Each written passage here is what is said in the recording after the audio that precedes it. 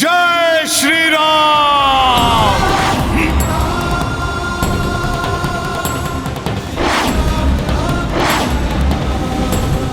ये क्या, मेरा स्वर कहीं से टकराकर परिवर्तित होकर मेरे ही पास आ रहा है? जैसे नागपाश के संकट से हनुमान ने सबको उबार लिया था, उसी प्रकार वो इस ब्रह्मास्त्र के पहाड़ से भी भैया लक्ष्मण और सभी वानर योद्धाओं के जीवन में आए हुए संकट का मोचन भी अवश्य कर देंगे। अच्छा, तो कोई आवाज अदृश्य रूप में यहाँ स्थित है। कदाचित वो आवाज सुषेण जी का ही होगा। उसे देखने में मां कुष्मांडा देवी का वरदान मेरी सहायता करेगा।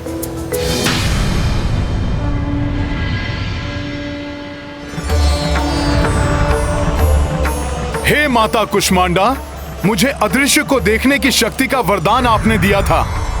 आज मुझे उस वरदान की आवश्यकता है। मुझ पर कृपा करें माता।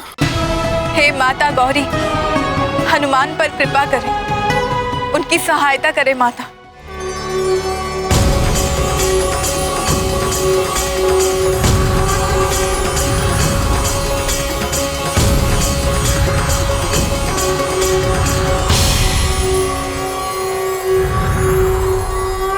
ये अद्भुत भवन,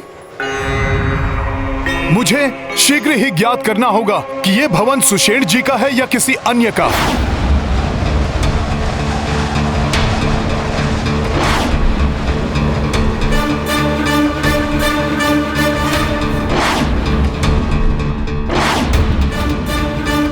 ये वैज्ञानिक यंत्र, स्वर्ण पात्रों में भरी हुई भस्म, अवश्य ही ये लंका के राजवैद्य सुषेण जी का आवास है।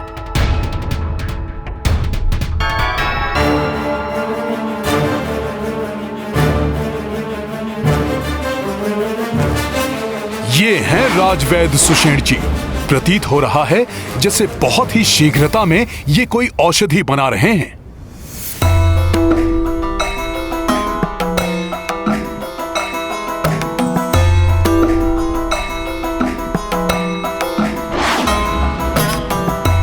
इनसे चलने के लिए आग्रह करता हूं।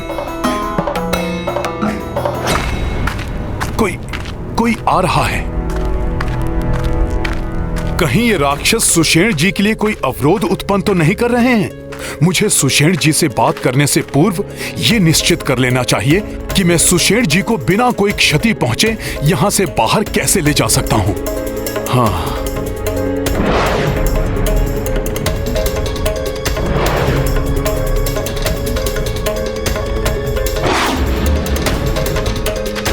ये राक्षसी सेना सुषेण जी का भवन घेरे हुए हैं। मेरा अनुमान सत्य था। इन्हें ज्ञात हो गया है कि मैं सुषेण जी को लेने यहां आया हूं। युवराज के द्वारा चलाए गए ब्रह्मास्त्र का प्रभाव भले ही अभी कुछ भी ना हुआ हो, किंतु भविष्य में उसके परिणाम अवश्य आने वाले हैं। मुझे अग्रिम रूप से उसके लिए औषधि तैयार करनी ही होगी। सुनो मेरे राक्षसवीरों, वानरता सब सतर्क रहना। यदि वो वानर इस ओर आता दिखाई दे तो शीघ्र ही मुझे इसकी सूचना देना। इस बार वो वानर मेरे मायावी खड़ग के सामने नहीं टिक पाएगा। स्मरण रहे, उसकी मृत्यु अति आवश्यक है। ये भी आ गया यहाँ। अब तो सुषेण जी से आग्रह करने से बात बिगड़ सकती है। वो राक्षसों को मेरे बारे में बता सकते हैं और इन राक्षसों से निपटने में व्यर्थ ही समय नष्ट हो जाएगा। वहाँ प्रभु भी व्याकुलता से मेरी प्रतीक्षा कर रहे होंगे। आशा है हनुमान जी सुषेण को लाने में अवश्य सफल होंगे, अन्यथा यदि मेरे लक्ष्मण के साथ कुछ अनर्थ हो गया तो भविष्य में कोई भी अनुज भाई अपने ज्येष्ठ भाई की सेवा करने में स्वयं को इस तरह प्रस्तुत नहीं करेगा। ऐसा मत सोचिए प्रभु, हनुमान अवश्य आएंगे। हाँ प्रभु, भ्राता लक्ष्मण के जीवन की रक्षा के लिए हनुमान वैद्य सुषेण को लेकर अवश्य आएंगे। आज ही यदि भ्राता रावण भी उनके मध्य आए तो हनुमान को रोक नहीं पाएंगे। मेघनाथ, तुम तो क्या, तुम्हारा पिता रावण भी हनुमान को रोक नहीं पाएगा। लक्ष्मण जी की रक्षा के लिए ये रामदूत हनुमान सुषेण जी को लेके ही जाएगा। जय श्री राम।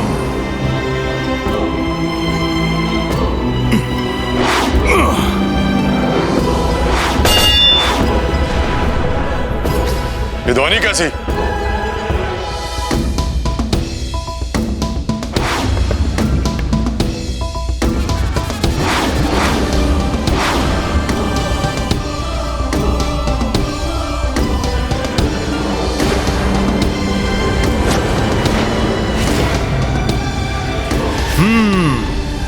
तो मेरी युक्ति काम कर ही गई। सारे मूर्ख राक्षस उसी ओर बढ़ लिए।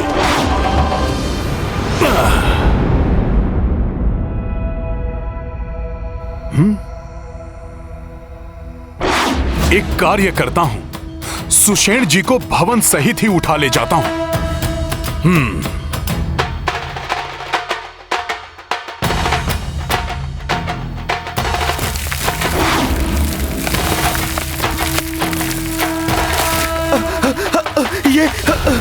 ये अकस्मात इतनी तीव्र गति से भूकंप कैसे आ रहा है? युवराज मेघनाद, वानर तो उस ओर है।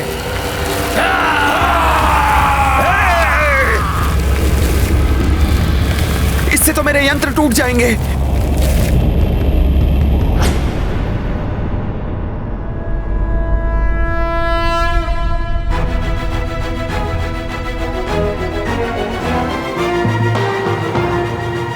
जय श्री राम।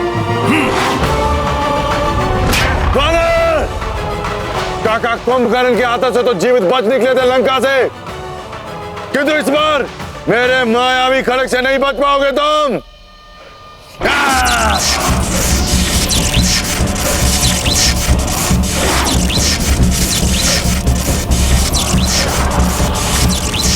वानर, यदि इस घेरे से निकलने का प्रयास करोगे तो तुम्हारी देह छोटे छोटे अंशों में विभक्त हो जाएगी और साथ ही नष्ट हो जाएगा रक्षवैद्य सुषेण का आवास भी, और अंत हो जाएगा वैद्यराज सुषेण का। जय श्री राम। ये वानर पुनः बच निकल गया। ये भूकंप तो बड़ा ही विचित्र है। आज तो ये धरती भी प्रचंड रूप से डोल रही है। कहीं ये सब कुछ युवराज मेघनाद के चलाए हुए ब्रह्मास्त्र का प्रभाव तो नहीं हो रहा है?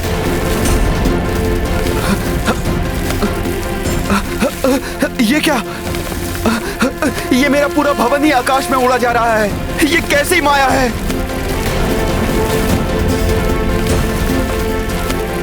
ये वानर, तुम वही हनुमान हो ना जिसने लंका का दहन किया था? हाँ वैद्यराज सुषेण जी, प्रणाम। किंतु मैंने तुम्हारा और तुम्हारे उस वनवासी राम का कुछ भी अहित नहीं किया है। फिर तुम मेरा भवन क्यों उखाड़ ले आए? किस अपराध का दंड दे रहे हो मुझे?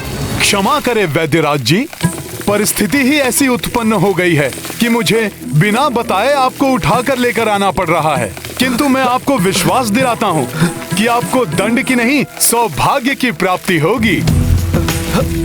प्रभु श्री राम के दर्शन, उनकी सेवा करने का सौभाग्य।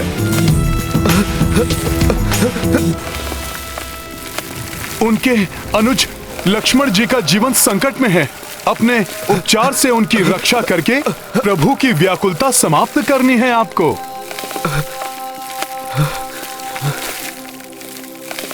जय श्री राम। अब ये वानर भवन ही उखाड़ कर ले चला। जब भी ये वानर लंका में आता है कुछ ना कुछ तोड़ फोड़ कर ही जाता है। क्या बला है ये वानर, वश में भी नहीं आता। इस वानर के रहते हुए हमारी कोई भी युक्ति सफल नहीं हो सकती। पिताश्री, पुनः अपनी पराजय गाथा मत सुनाओ मुझे। सब कुछ ज्ञात है। वो तुच्छ वानर पुनः तुम्हारे नेत्रों में धूल झोंक कर चला गया। किंतु अब उसके नेत्रों में ऐसी धूल झोंकूंगा मैं कि अपने नेत्रों को मलने के अतिरिक्त और कुछ नहीं कर सकेगा वो तुच्छ वानर।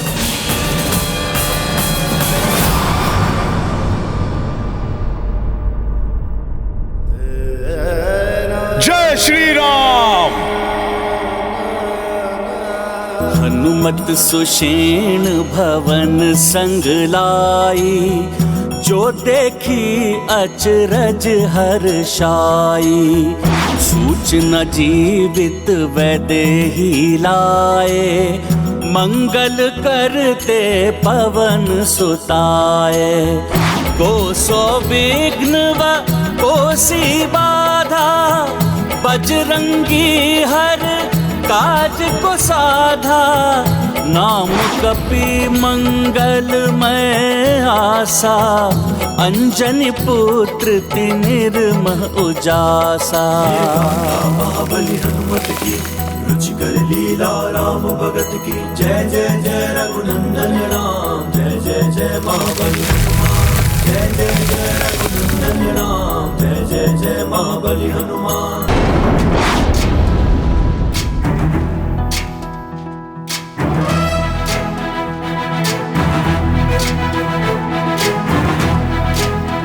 प्रभु प्रभु प्रभु प्रभु प्रभु, माता सीता जीवित हैं।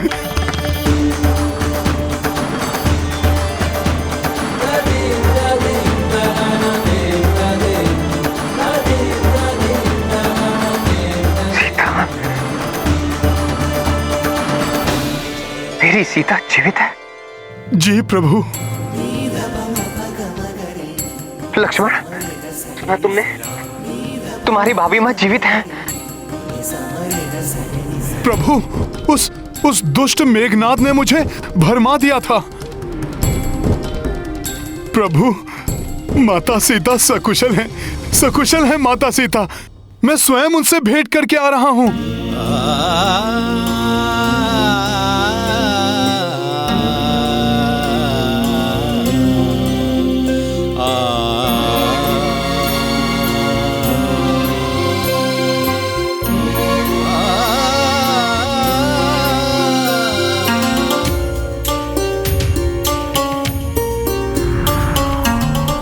प्रभु, प्रभु मुझे क्षमा कर दीजिए।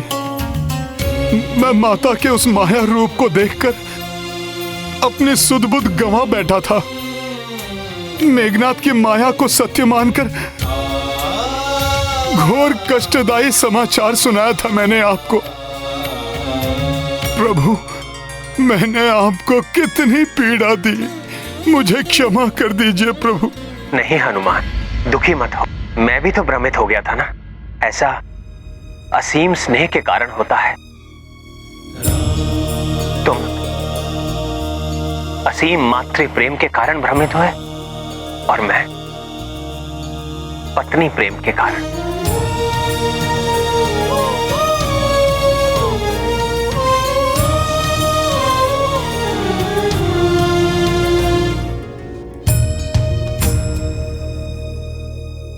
प्रेम कभी कभी मन को दुर्बल कर देता है और मन की इसी दुर्बलता का लाभ उठाते हैं ये राक्षस। हनुमान ने जो कुछ भी देखा वो विद्युत जिह्वा द्वारा उत्पन्न की गई माया थी और उसी माया से एक बार रावण ने माता सीता को भी भ्रमित करने का प्रयास किया था।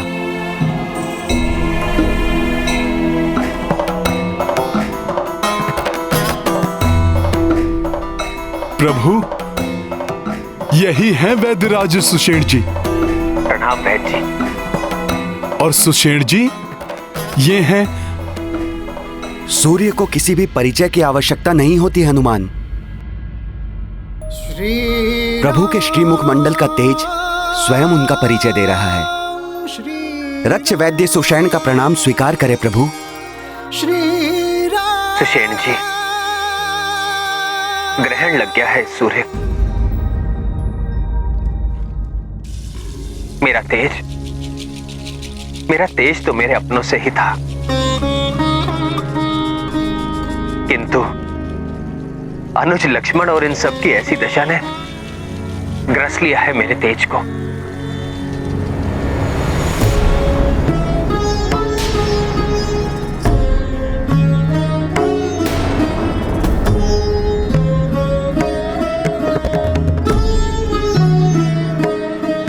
ये तो गंभीर रूप से आहत दिखाई दे रहे हैं। हाँ सुषेण जी, इन्हीं के उपचार के लिए आपको यहाँ बुलाया गया है। सुषेण जी, आप महाअनुभवी हैं। इन अस्त्र शस्त्र के प्रभाव को नष्ट करने में निपुण होंगे आप। भले ही आप हमारे शत्रुओं की नगरी लंका के राजवैद्य हैं, किंतु एक चिकित्सक का धर्म होता है पीड़ित को पीड़ा से मुक्त कराना, भले ही वो शत्रु पक्ष का हो या मित्र पक्ष का। प्रभु, मैं चिकित्सक धर्म का कठोरता से पालन करता हूं। आपके अनुज का उपचार मैं अवश्य करूंगा।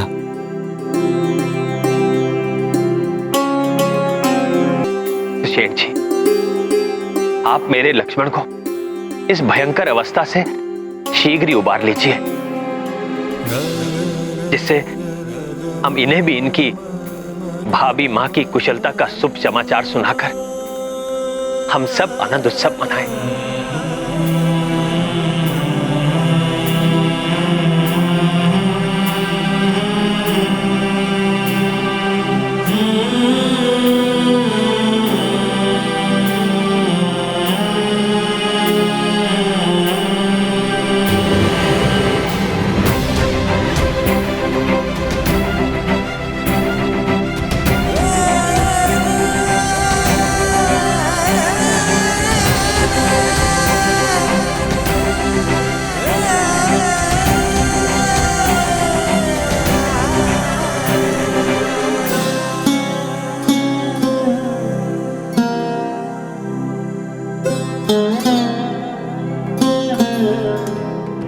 घोर आश्चर्य प्रभु,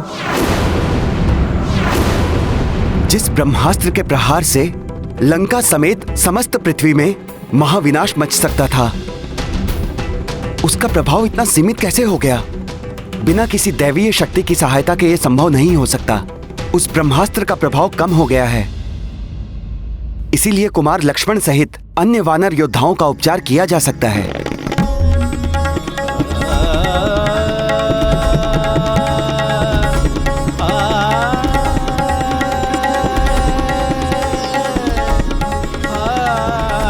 सुषेण जी, आपने तो इस निराशा के अंधकार में अपने वचनों से आशा के दीप जला दिए, और जिस दिव्य शक्ति ने ये महाविनाश होने से रोका है वो कोई अन्य नहीं, महाबली हनुमान ही है।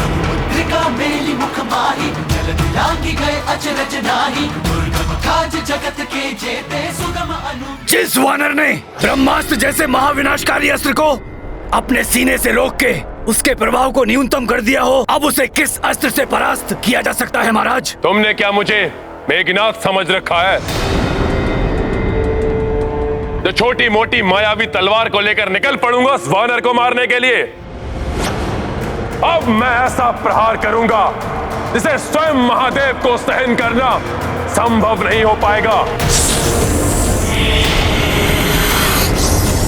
तो वो तुच्छ वानर क्या सहन करेगा उस वार को?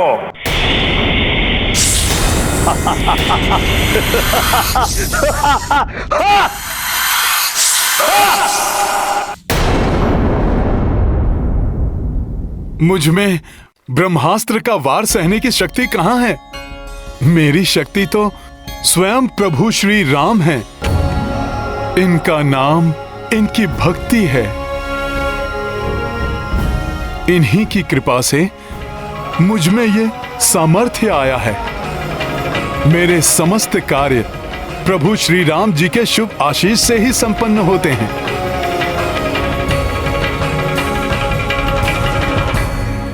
वैद्यराज जी, अब आपके उपचार कौशल का समय है। उपचार कीजिए लक्ष्मण भैया का। शीघ्र स्वस्थ कर दीजिए इन्हें। जिस समय मेघनाद ने वो ब्रह्मास्त्र चलाया था, उसी क्षण मैंने उसके प्रभाव को निष्क्रिय करने के लिए औषधि बनाना प्रारंभ कर दिया था। किंतु प्रभु, शोध के पश्चात मुझे ज्ञात हुआ इसके उपचार के लिए दिव्य जड़ी बूटियों की आवश्यकता होगी। मृत संजीवनी, विशल्यकर्णी, सुवर्णकर्णी और संधानी।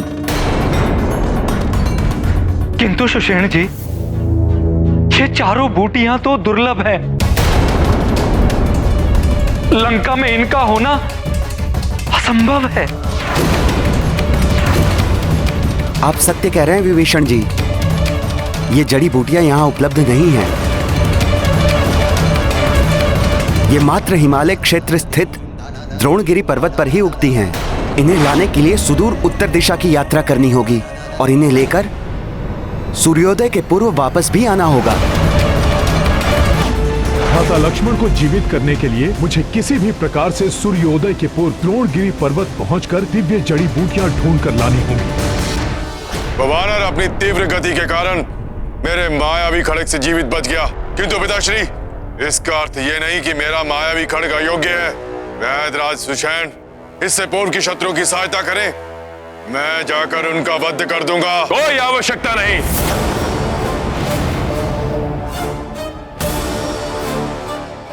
मुझे ज्ञात है कि रक्ष वैद्य सुषेण ने उस तुच्छ वानर को औषधि लाने के लिए कहां भेजा होगा। उस वानर को वहां औषधि नहीं, कालकूट विष प्राप्त होगा और ये कार्य करेगा महामायावी काल नेमी। काल नेमी, काल नेमी।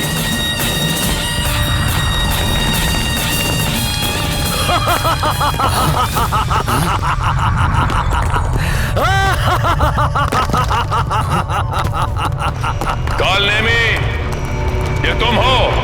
काल नेमी, ये तुम हो? क्या तुम यहां आ चुके हो काल नेमी? क्या तुम आ चुके हो काल नेमी? काल नेमी,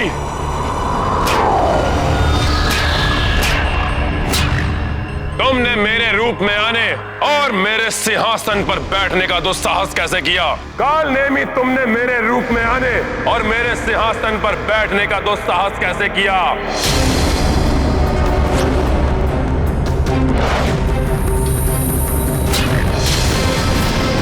काल नेमी, मैं जानता हूं तुम किसी का भी रूप धारण कर सकते हो, परंतु मेरे धैर्य की परीक्षा मत लो।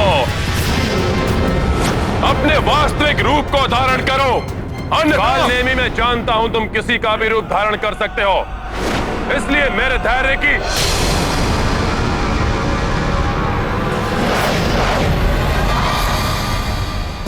ना ना ना ना ना ना ना ना। अरे इतना क्रोध मत कीजिए महाराज लंकेश। मैं तो तुच्छ सा मायावी राक्षस हूँ। मैं आपके धैर्य की परीक्षा कैसे ले सकता हूँ? मैं तो बस यूं ही अपनी मायावी शक्ति का प्रदर्शन कर रहा था। तुम्हें अपनी मायावी शक्ति का प्रदर्शन करना है ना? मैं तुम्हें एक उचित अवसर दूंगा। छल, कपट, माया, मोहन, उच्चाटन, वशीकरण, जो चाहो सो प्रयोग करो तुम, किंतु इस समय तुम्हें विवश करना है उस तुच्छ वानर को कि तुम्हारी माया में फंसकर वो कालकूट जैसे महाभयंकर विष को ग्रहण कर ले। उसका अंत करना है तुम्हें। हो जाएगा, आपका कार्य हो जाएगा, किंतु इसमें मुझे क्या लाभ होगा? पिताश्री, ये स्वयं को कुछ आदि की योग्य समझ रहा है। छोड़िए इसे, मुझे आज्ञा दीजिए। मैं अभी जाकर इस वानर को समाप्त किए देता हूँ। हाँ लंकेश, उस वानर के जैसी माया तो मैं भी रच लेता हूँ। मैं भी जाऊंगा युवराज की सहायता के लिए। उचित है, यहाँ मेरी क्या आवश्यकता है? मैं जाता हूँ। रुको काल नेमी।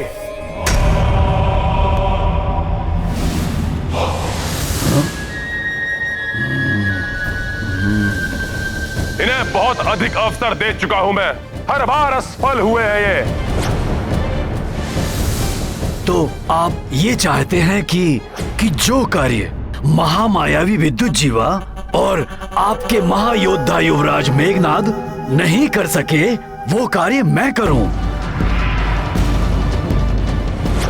और जहां तक मुझे ज्ञात है कि आप स्वयं भी तो महाबली वानर से तो समझ रहे हैं ना आप कि अगर मैं आपका कार्य कर देता हूं तो मेरा भी तो कुछ लाभ होना चाहिए ना।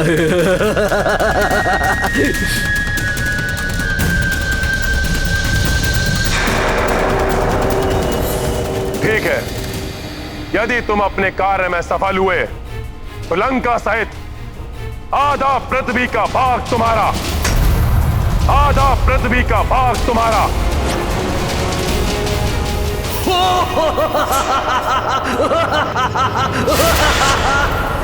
अब कार्य करने में आनंद आएगा।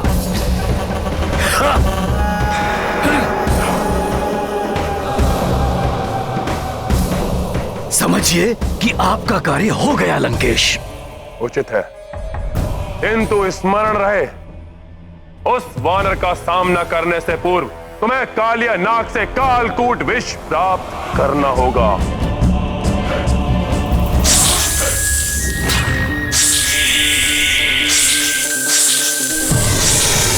ना, आप उसकी चिंता मत कीजिए लंकेश। मैंने कहा ना, आप अपना कार्य पूरा हुआ ही समझिए।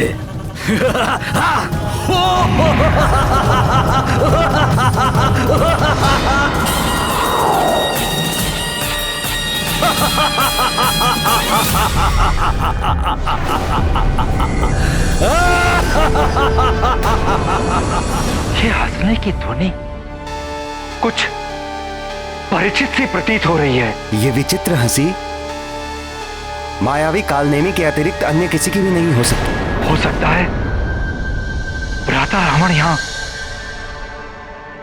बचे हुए जीवित योद्धाओं को समाप्त करने के लिए उसे भेज रहे हैं,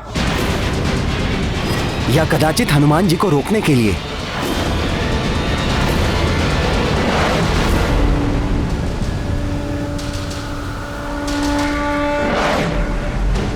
हिमालय क्षेत्र अब अधिक दूर नहीं है। शीघ्र ही मैं द्रोणगिरी पर्वत के निकट पहुंच जाऊंगा।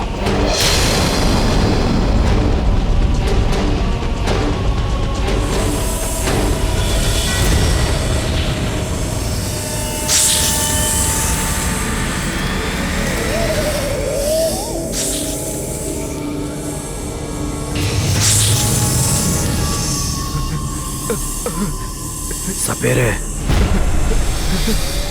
भीतर जाओ। नहीं महाराज, मैं भीतर नहीं जाऊंगा। भीतर जाने का अर्थ है मृत्यु।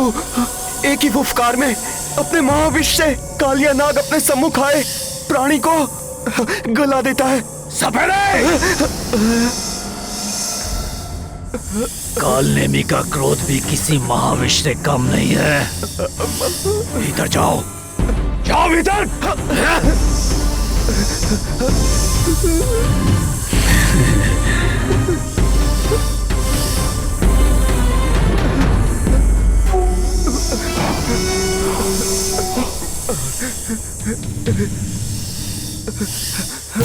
सपेरे, चलो भीतर। बजाओ अपनी बीन। चलो।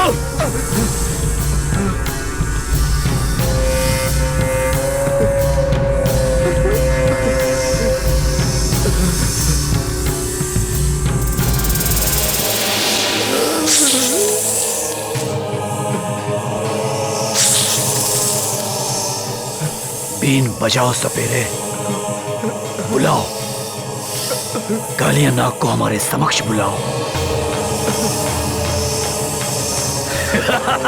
बीन बजाओ।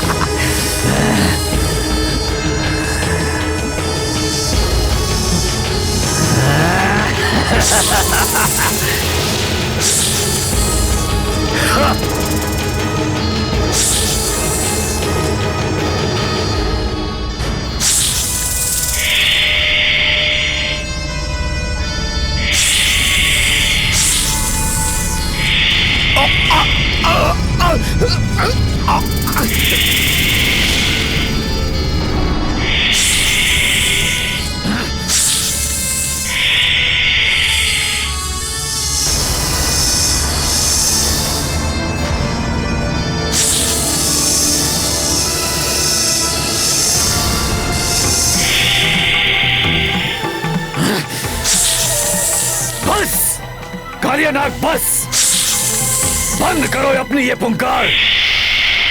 कदाचित तुम मुझसे परिचित नहीं हो।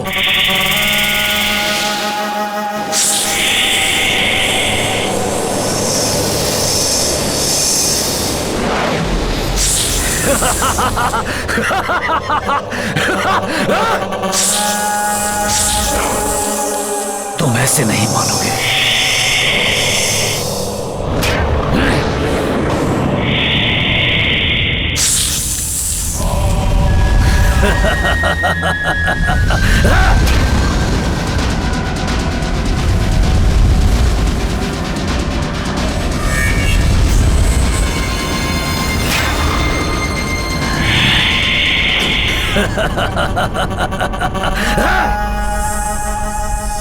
अब पुनः अपने विष का प्रहार मुझ पर करने की भूल मत करना, अन्यथा अपनी मायावी शक्ति से मैं तुम्हें और तुम्हारे परिवारजनों को, जो यहाँ बिलों में निवास कर रहे हैं, सबको समाप्त कर दूंगा।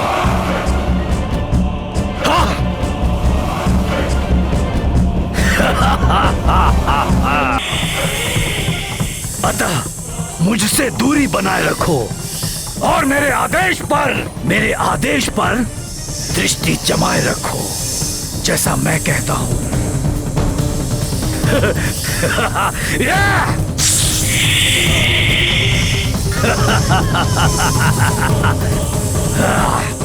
अब ठीक है। अब ध्यान से सुनो, मैं यहां रक्षराज रावण का कार्य पूर्ण करने के लिए आया हूं। मुझे तुम्हारा कालकूट विष चाहिए।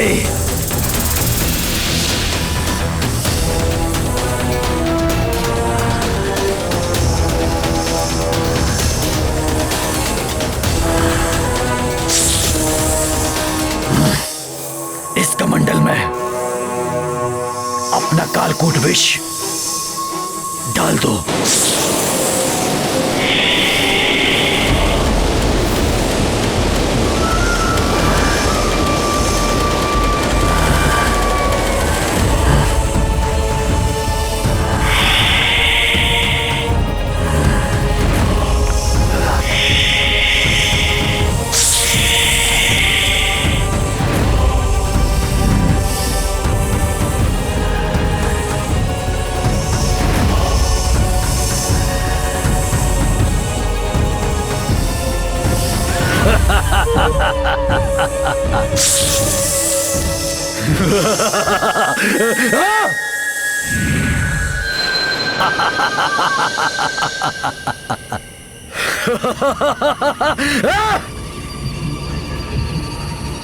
अति श्रेष्ठ, अति सुंदर ये हिमालय क्षेत्र।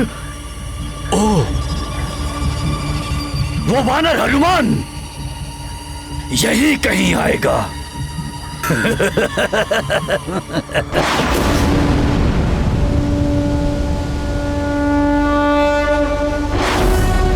ये अद्भुत आभा। हनुमान जी, जब आप हिमालय क्षेत्र में पहुंचेंगे तो कैलाश पर्वत एवं ऋषभ पर्वत के मध्य आपको एक अन्य पर्वत दिखाई देगा। उस पर्वत की अपनी एक अद्भुत आभा है। जो चांदनी में भी अधिक आलोकित प्रतीत होती है। तो ये है ऋषभ पर्वत और ये कैलाश पर्वत। पवित्र शिव कैलाश पर्वत को मेरा प्रणाम। इनके मध्य ये पर्वत, सुषेण जी ने जो विशेषता बताई थी उसके अनुसार तो यही द्रोणागिरी पर्वत प्रतीत हो रहा है। मुझे शीघ्र ही यहाँ से जड़ी बूटियां प्राप्त करके लौटना होगा। जड़ी बूटियां प्राप्त करना तो दूर, ऐसी माया रचूंगा कि मेरी माया में उलझकर ये कालकूट विष पीने को बाध्य हो जाओगे तुम हनुमान, और यही हो जाएगा तुम्हारा अंत।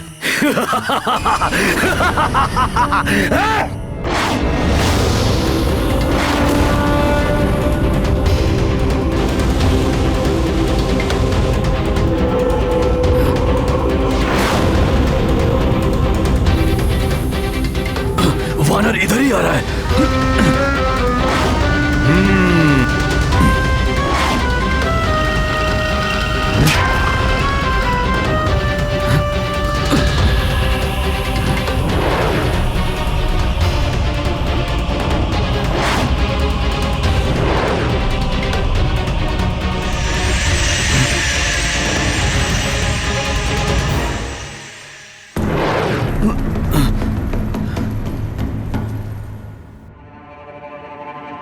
प्रतीत होता है हनुमान ने मुझे इस रूप में देख लिया है। यदि इसने मुझे इस रूप में देख लिया है तो मेरी माया में कैसे फंसेगा ये? अभी तो मुझे अपनी माया रचानी है।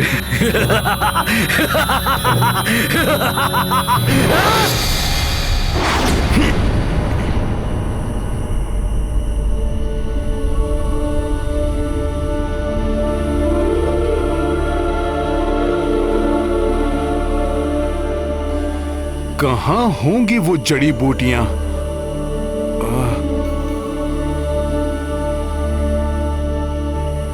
कितना मनोहर स्थल है। जड़ी बूटियों के अद्भुत प्रकाश से जगमग करता है ये वन।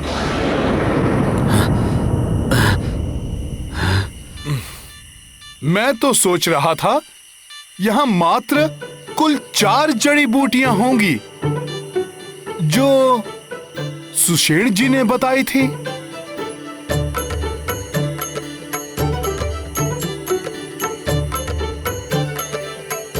किंतु यहां तो विभिन्न प्रकार की सैकड़ों जड़ी बूटियां हैं। इनमें उन 4 जड़ी बूटियों को कैसे ढूंढ पाऊंगा मैं?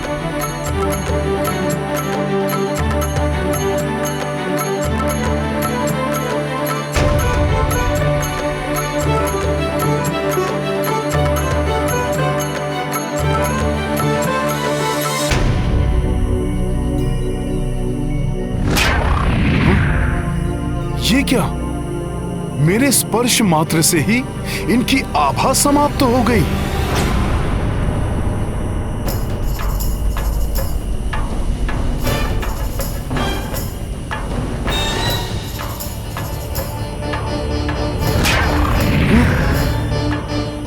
ये भी लुप्त हो गई। ये तो बड़ी दुविधा उत्पन्न हो गई है। क्या करूंगा मैं?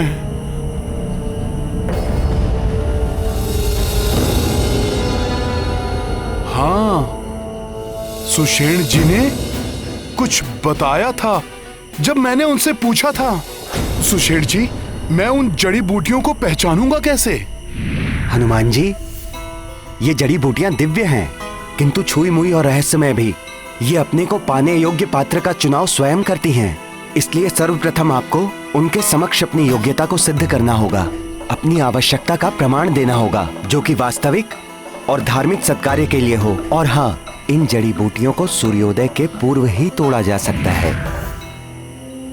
मुझे प्रातः काल से पूर्व ही 4 जड़ी बूटियों को पहचान कर उन्हें लेकर लंका पहुंचना ही होगा। किंतु ये सभी जड़ी बूटियां दिव्य दिखाई दे रही हैं। इनमें से उन 4 जड़ी बूटियों को पहचानूं कैसे?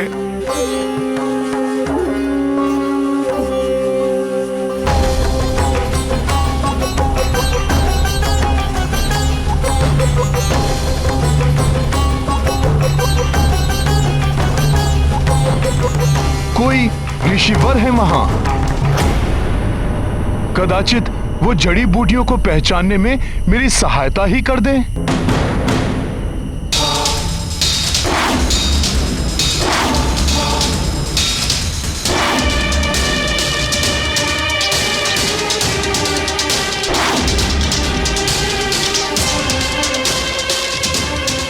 राम काज के लिए आए हो राम भक्त, तो इस प्रकार सोच विचार में समय नष्ट क्यों कर रहे हो? अविलंब अपना कार्य पूर्ण करो। प्रणाम गुरुदेव।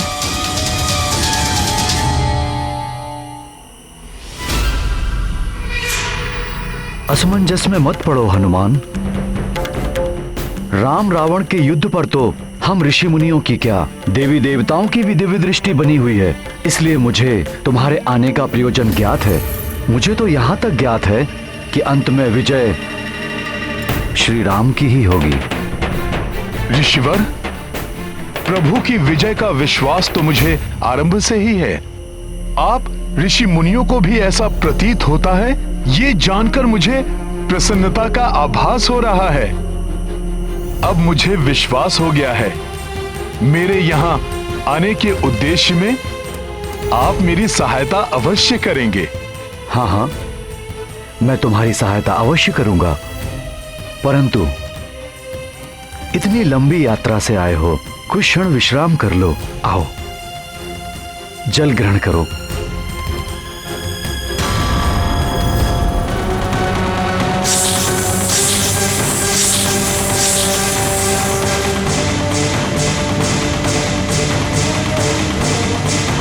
क्या सोच रहे हो?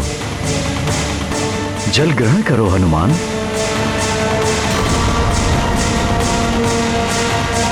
इतनी लंबी यात्रा से आए हो, कुछ क्षण विश्राम कर लो।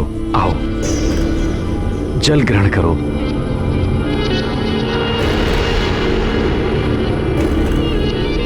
क्या सोच रहे हो? जल ग्रहण करो हनुमान। ऋषिवर, जब आप दिव्य दृष्टि से सब देख ही रहे हैं, तो आपको यह भी ज्ञात होगा कि रामकाज के मध्य में हनुमान ना तो विश्राम करता है और ना ही जल ग्रहण करता है। गुरुदेव, हाँ, मुझे ज्ञात है हनुमान, परंतु इसे साधारण जल मत समझो। ये धन्वंतरी जी के कलश का जल है। ऐसा कहो कि एक प्रकार से ये उनका अमृत प्रसाद है, और प्रसाद ग्रहण नहीं करना प्रसाद का अपमान है। इसलिए जल ग्रहण करो वत्स।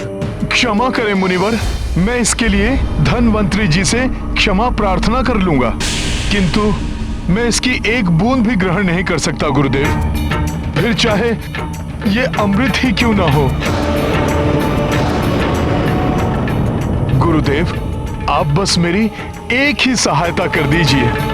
इन जड़ी बूटियों से मुझे मृत संजीवनी, विश्वकर्णी, सुवर्णकर्णी एवं संधानी आदि जड़ी बूटियां चाहिए। बस गुरुदेव, इनकी पहचान करा दीजिए मुझे। ये वानर इस प्रकार नहीं मानेगा। मुझे द्वितीय युक्ति का प्रयोग करना होगा।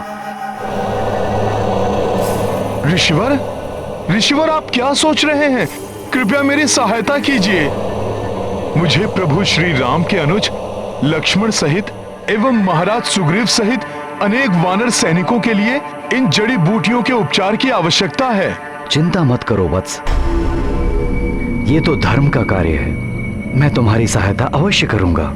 हनुमान, ये जड़ी बूटियां दिव्य हैं। इन्हें ग्रहण करने वाले को तन और मन से पूर्णतया स्वच्छ और शुद्ध होना चाहिए, अन्यथा ये लुप्त हो जाएंगी।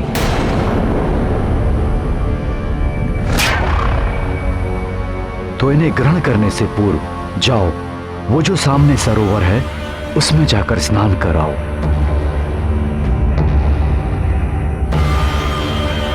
किंतु स्नान करते समय ये स्मरण रहे कि तुम्हारे नेत्र बंद रहें और बंद नेत्रों से तुम इन जड़ी बूटियों का स्मरण करना। जब तुम सरोवर से बाहर आओगे और अपने नेत्र खोलोगे तो ये जड़ी बूटियां स्वतः ही तुम्हारे समक्ष प्रकट हो जाएंगी।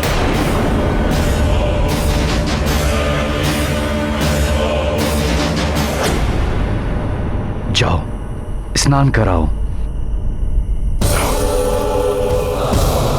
किंतु ऋषिवर, नेत्र क्यों बंद रखने हैं? तुम प्रश्न बहुत करते हो हनुमान। इसके पीछे एक लंबी कथा है। तुम्हारे पास समय है? सुनना चाहोगे? नहीं गुरुदेव, इतना समय नहीं है मेरे पास। मुझे सूर्य उदय से पहले ही लौटना है। आपके निर्देश अनुसार मैं शीघ्र ही स्नान करके आता हूँ। प्रणाम ऋषिवर। प्रणाम। स्नान कराओ।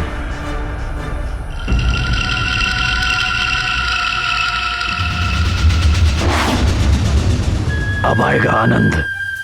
जैसे जैसे ये मूर्ख वानर सरोवर में उतरता जाएगा, अपनी मृत्यु के निकट पहुंचता जाएगा।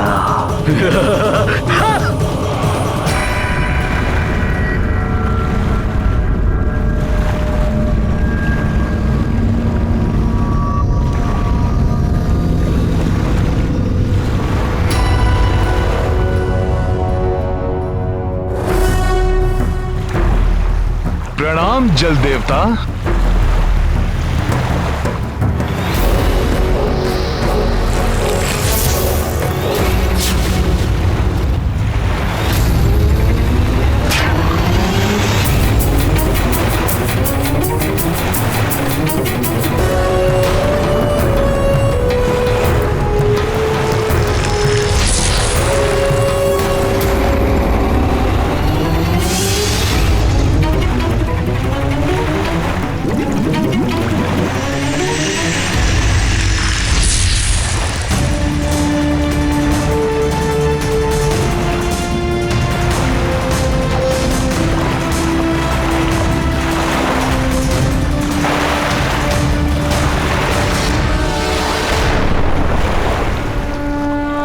जय श्री राम, जय श्री राम, जय श्री राम।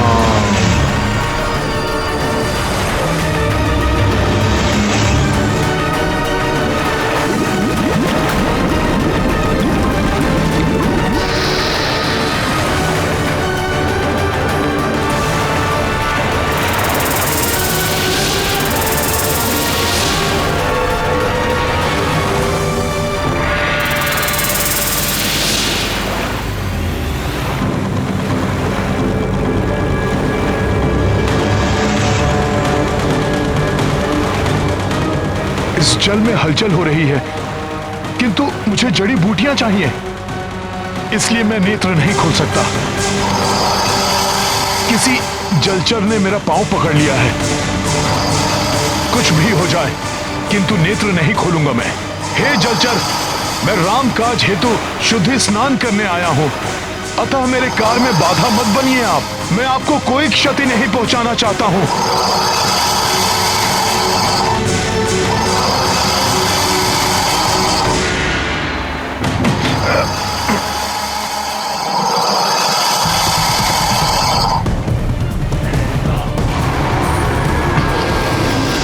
मैं आपसे पुनः विनती करता हूं, मेरा पांव छोड़ दीजिए। मैं आपसे युद्ध करने नहीं आया हूं।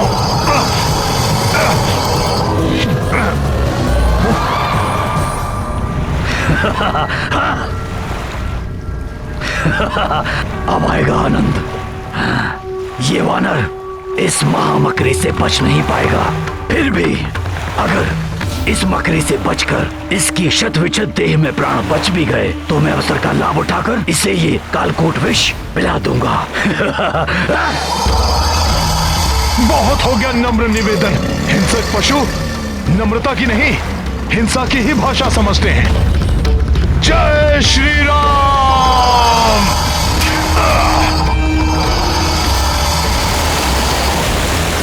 ये मकरी राक्षसी इतना शीघ्र परास्त नहीं होने वाली मूर्ख वानर, तुम बच नहीं पाओगे इससे। हे दिव्य सरोवर, शुद्ध स्नान में मेरी सहायता कीजिए, जिससे कि मैं सूर्य उदय से पूर्व ही जड़ी बूटियां प्राप्त करके लंका लौट सकूं।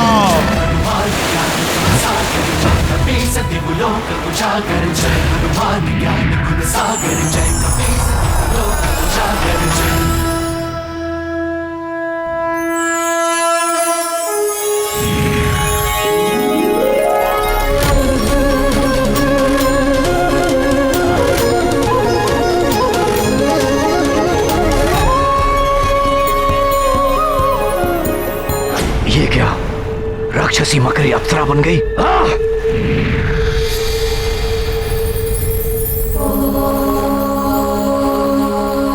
आप कौन हैं देवी? और ये सब क्या माया है? मैं अप्सरा धन्य मालिनी हूँ। प्रजापति दक्ष के श्राप के कारण मकरी बन गई थी। मेरा उद्धार श्री राम के सच्चे भक्त के हाथों ही होना था। मुझे श्राप मुक्त करने के लिए आपका धन्यवाद राम भक्त हनुमान। धन्यवाद का पात्र मैं नहीं, वो ऋषिवर हैं। उन्होंने ही मुझे सरोवर में भेजा, जिससे कि मैं ये शुद्धि स्नान के पश्चात दिव्य जड़ी बूटियां प्राप्त कर सकूं। क्षमा करें हनुमान जी, जड़ी बूटियां प्राप्त करने के लिए ऐसी कोई प्रक्रिया नहीं है और ना ही यहाँ किसी ऋषि का वास है। श्री राम का नाम लेकर आपको भटकाने वाला वो बहरूपिया ऋषि नहीं, लंकेश रावण के द्वारा भेजा गया मायावी राक्षस कालनेमी है,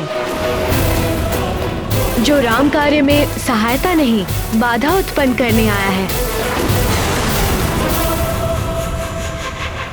यदि मेरे पास समय का अभाव न होता तो उस राक्षस को उसकी करने का अभी दंड देता मैं। किंतु देवी, मेरे लिए सर्वप्रथम समय रहते जड़ी बूटी प्राप्त करना अति आवश्यक है। देवी, क्या आप उन विशेष जड़ी बूटियों को पहचानने में मेरी सहायता कर सकती हैं?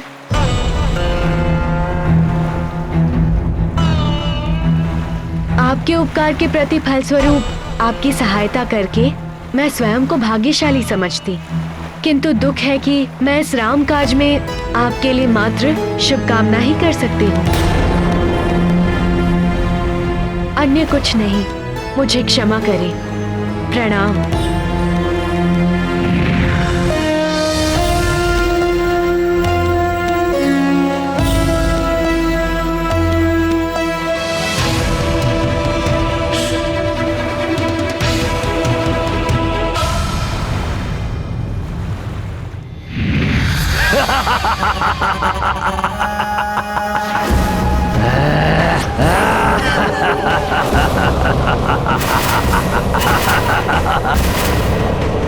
हनुमान, उस अप्सरा ने तुम्हें मेरा परिचय दे दिया होगा, किंतु तुम्हें ये बताना भूल गई होगी कि इस कमंडल में प्रसाद कौन सा है।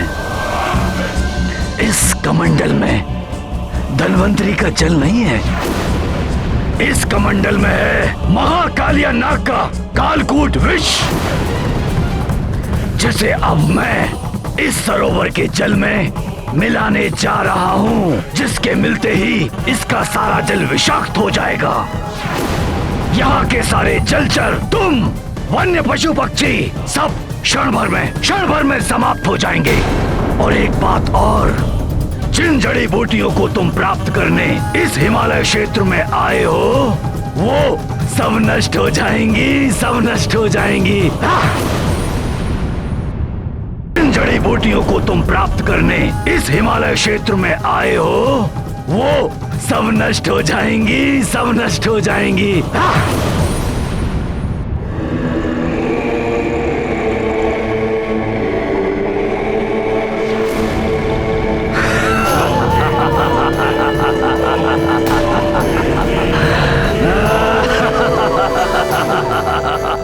इस राक्षस से युद्ध करने के लिए समय शेष नहीं है। इसी के कालकूट विष से इसका वध कर देता हूं मैं।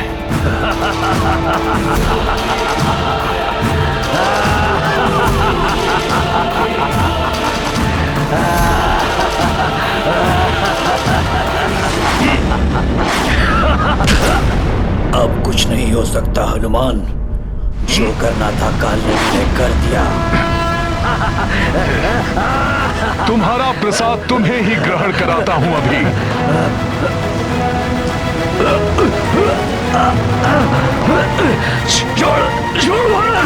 छोड़ मुझे। हनुमान के होते हुए वन के जीवों और वनस्पतियों का नाश नहीं कर पाओगे तुम पापी।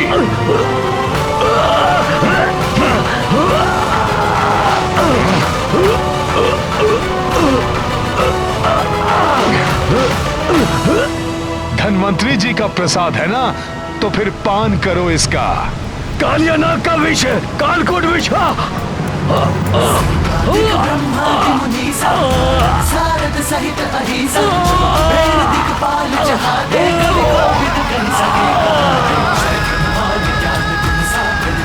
जाओ, तुम्हें मुक्त किया।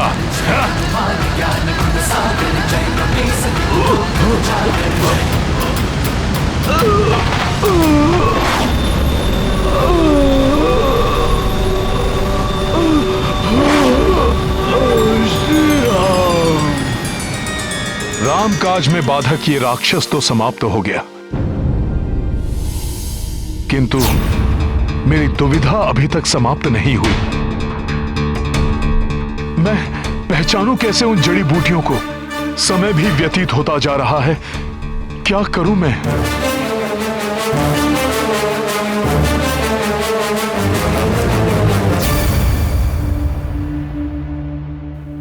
अब तो रात्रि का अंतिम पहर आरंभ हो गया है। कदाचित हनुमान ने जड़ी बूटियां प्राप्त कर ली हों। किंतु विभीषण जी, महामायावी कालनेमी अभी तक यहां नहीं आया। इसका अर्थ यह हुआ कि वो निश्चित रूप से हनुमान जी को रोकने गया होगा।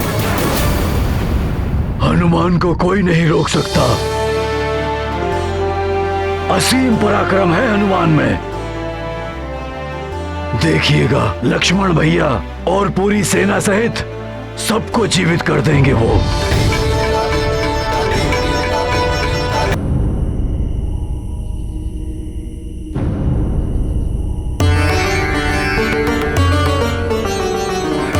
कौन कौन सी है वो विशेष जड़ी बूटियां, कैसे ज्ञात करूं मैं?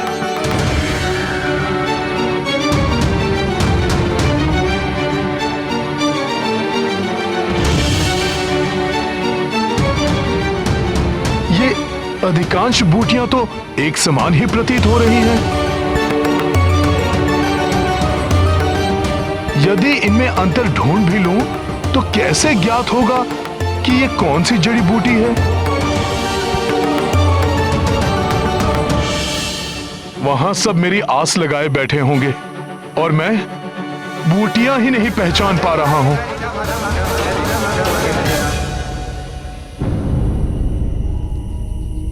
हे पर्वत श्रेष्ठ द्रोणागिरी, अब आप ही मेरी सहायता कीजिए, दर्शाइए मुझे मार्ग।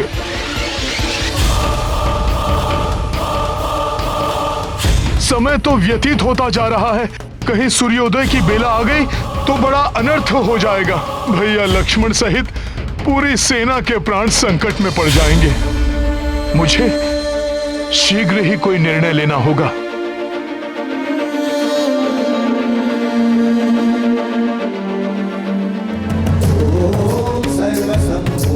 मुझे क्षमा करना पर्वत श्रेष्ठ द्रोणागिरी, आपके पास भी मेरी समस्या का कोई हल नहीं है और सूर्योदय की बेला निकट आ रही है।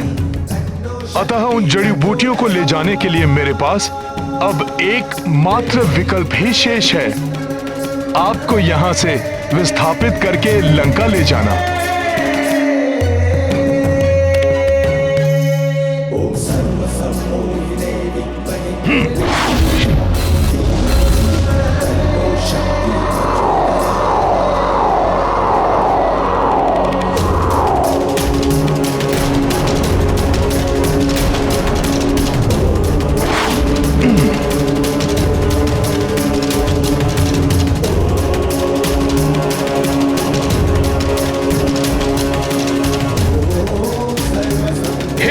विशाल पर्वत द्रोणागिरी, अब आपका यहां से विस्थापित होने का समय आ गया है।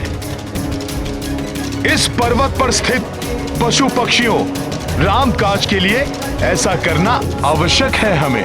अतः आप सबको होने वाली असुविधा के लिए मुझे क्षमा करें।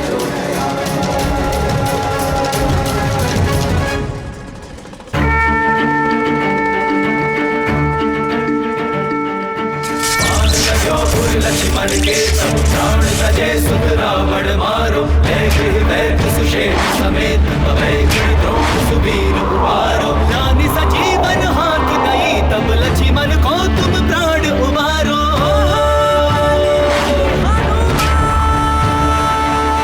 तो नहीं जानत है जग में कभी संकट मोचन नाम तिहारो। तो नहीं जानत है जग में कभी संकट मोचन नाम तिहारो।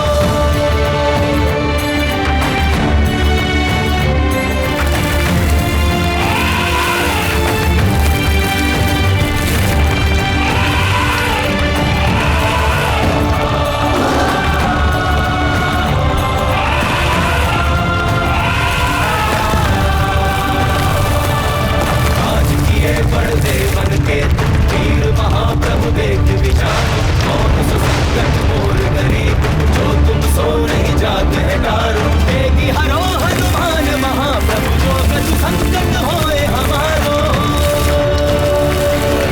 वो नहीं जानत है जग में कभी संकट मोचन नाम तिहारो। वो नहीं जानत है जग में कभी संकट मोचन नाम तिहारो। वो नहीं जानत है जग में कभी संकट। जय श्री राम।